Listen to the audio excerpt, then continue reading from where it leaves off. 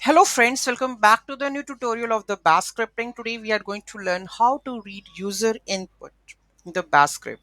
Those who haven't subscribed my channel yet, please to subscribe my channel, and if you like the video, please to like, share and comment on my video. So let's get started. So first we are echo, enter your name, read name, then age, then echo, hello, the name and your age. Let's copy and paste and run this into our script. So let's comment the previous code. Okay, so here we have to go with this one and let's go to this one. Okay, save this, let's run. So first asking for the name, so I will add my name. Age,